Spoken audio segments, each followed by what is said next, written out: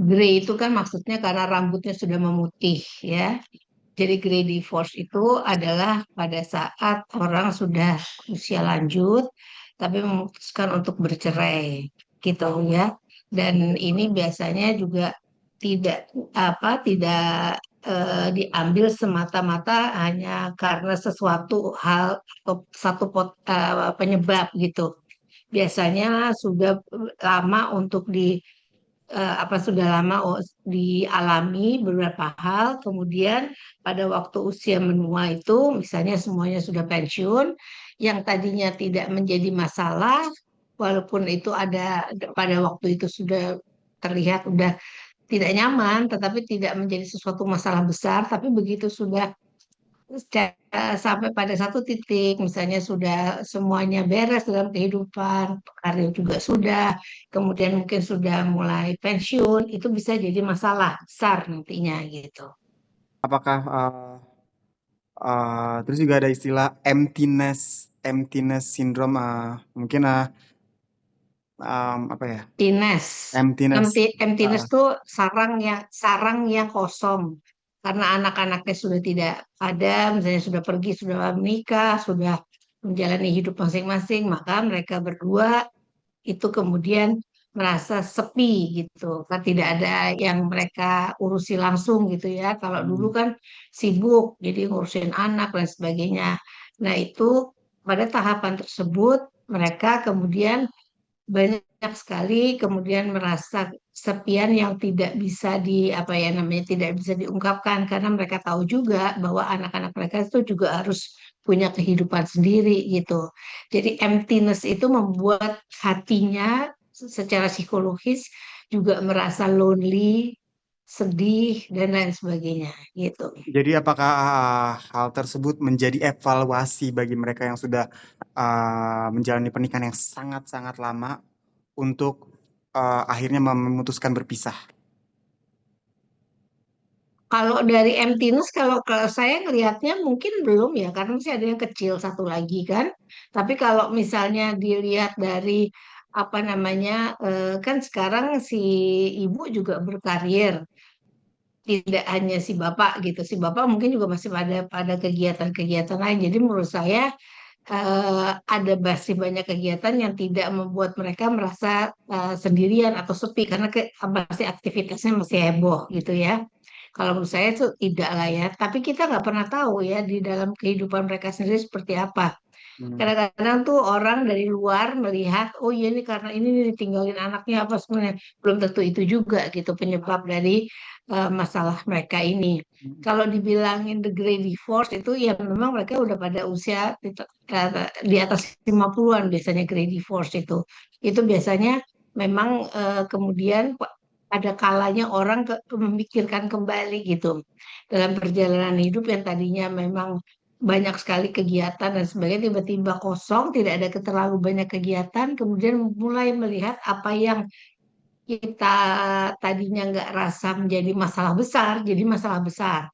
Sama seperti kayak orang mau pensiun, ada masa di mana sindrom di mana yang tadinya mungkin waktu mereka masih aktif nggak ngelihat kalau di rumah itu kemudian ada yang berantakan. Tapi begitu mereka lebih banyak di rumah, dari dulu memang banyak yang berantakan, misalnya sendal, sepatu, tas dan sebagainya. Tapi waktu itu nggak terlalu digubris karena punya cukup banyak hal yang mesti dipikirkan. Tapi begitu menjelang sudah agak tidak terlalu sibuk lagi, hal-hal itu bisa mungkin menjadi masalah besar bagi mereka. Ngerasa bahwa kok kayaknya nggak diurusin rumahnya dan lain sebagainya. Itu bisa terjadi kayak gitu. Dan penyebab divorce itu kan kita nggak pernah tahu ya. Saya selalu bilang gini ya, orang di luar itu suka mengandai-andai dan kemudian bikin statement. Sebetulnya itu nggak boleh. Kenapa?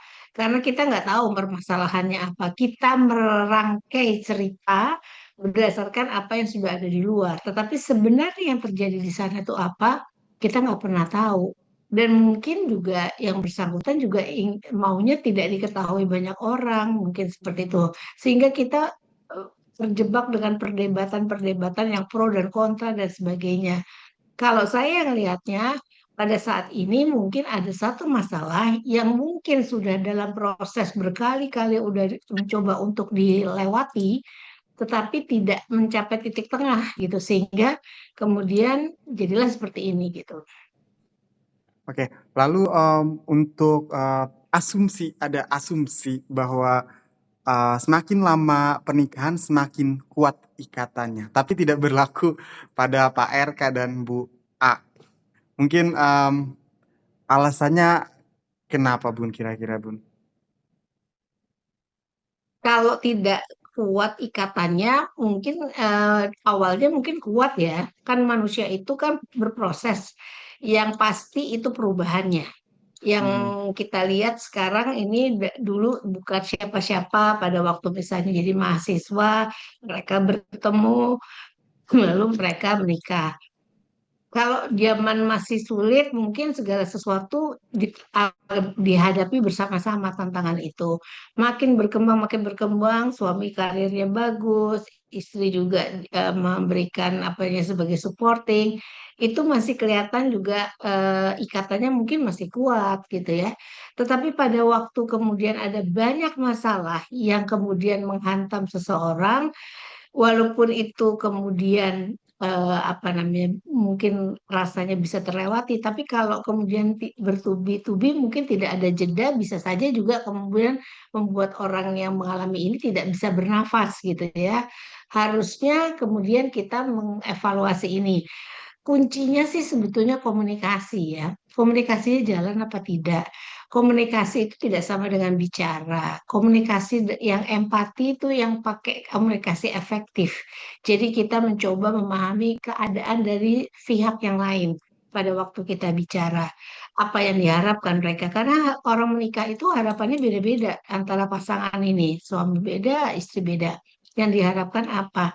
Yang satu mengharapkan tenar-tenar, terus kemudian menjadi figur. Kalau yang satu merasa nggak perlu lah saya kayak gitu gitu. Nah ini kalau nggak disamakan bisa jadi titik tolak, jadi perdebatan di rumah. Akhirnya bisa menjadi break point yang membuat mereka berani menggugat cerai di usia senja ya Bun ya, atau gimana Bun? Saya ngelihatnya pasti prosesnya sudah lama ini. Oke. Sudah dipikirkannya juga sudah lama. Hmm. Sudah mencoba untuk melewati masa ini, dicoba, kemudian ada masalah lagi. Jadi maksud saya bukan satu kali langsung kemudian kejadian seperti ini. Karena pasti banyak pertimbangannya juga. Karena kan ada warna politik, ada apa dan sebagainya. Tetapi apa namanya ketahanan tiap orang tuh berbeda. Hmm. Kalau ada orang mengalami masalah, dia cukup tangguh, luar biasa sehingga dia pikir nggak apa-apa. Yang penting saya bisa survive. Tapi ada orang yang kemudian nggak memiliki ketangguhan seperti itu. Apa yang mau dilakukan, tidak tahu solusinya dan sebagainya. Hmm. Jadi karena prosesnya ini panjang, maka kemungkinan saja dampaknya juga baru kelihatan sekarang gitu.